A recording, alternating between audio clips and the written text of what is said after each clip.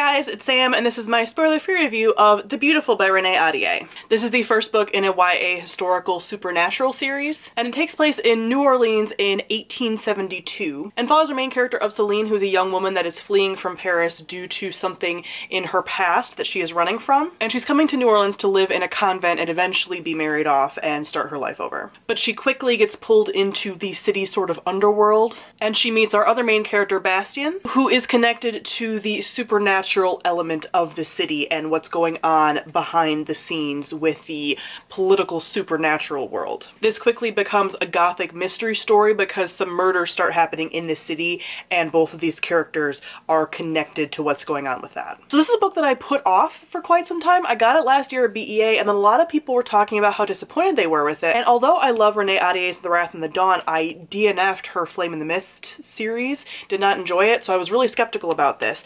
And I think a lot of that has to do with the fact that this was marketed very much as a vampire story, and it's less a vampire story in this first book and is much more of a gothic mystery with some hints of supernatural things, but we don't find out a lot about the supernatural element until the last fourth, fifth, maybe even, of the book. So by the time I went into this, I went in with lower expectations and knowing that it wasn't a specifically vampire story, and I think that helped me immensely. I think more further on in the series, it's going to be a little more focused on those supernatural, paranormal, vampire, and other things elements, but this is not really about that. So first off, I'm gonna talk about the world building. I think the world building in here was spectacular. This is lush and atmospheric and so just about the experience of New Orleans. It's the food, it's the fashion, it's the people. It's very seductive, it's very alluring, and you can see how Celine gets pulled into this world and its richness and why she's so drawn to it,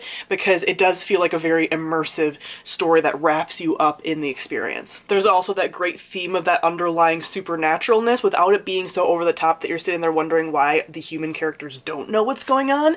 It's very much all shrouded in mystery. I've never visited New Orleans, and I realize that I do this with New Orleans where I'll say New Orleans and New Orleans. It's very similar to how I say Caribbean and Caribbean, depending on how I'm feeling in that sentence. And I know New Orleans locals say it differently. It's like Nolans or something. So there's a lot of ways to pronounce it.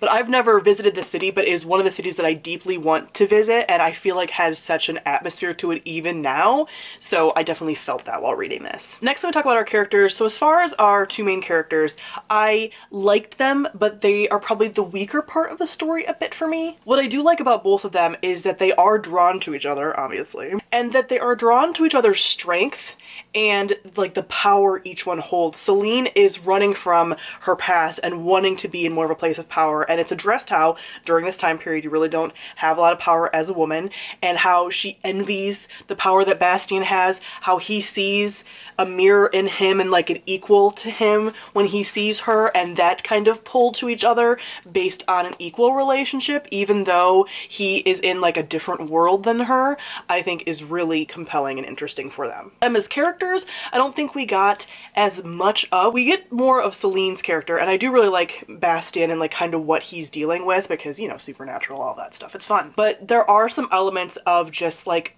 drama to the way these characters react to some things that were just a little like eye-rolly at times. There are also some side characters that we get to see but not quite enough of. A lot of stuff especially hinted at the end as far as like who the villain is and what a lot of the like intrigue is and what's going on with this like supernatural underworld. So a lot of the side characters we don't really get to experience a ton as far as like what their supernatural power even is, what kind of supernatural creature they may be, things like that. There is a more prominent side character named Odette, who is a lesbian that loves wearing trousers as well as frilly outfits, and I deeply appreciate her as a character, so would love to see more. Lastly, I'm talking about the plot. Like I said, it is very much a mystery, gothic mystery shrouded in all the mystery. Some people do say this reads kind of slow. I can see that, but for some reason her writing style I just tend to fly through, and again, I was really enjoying the atmosphere and everything else. Like I said with some of the character reactions, there are points in the plot that feel very like almost Penny Dreadful story. Like it definitely evokes that gothic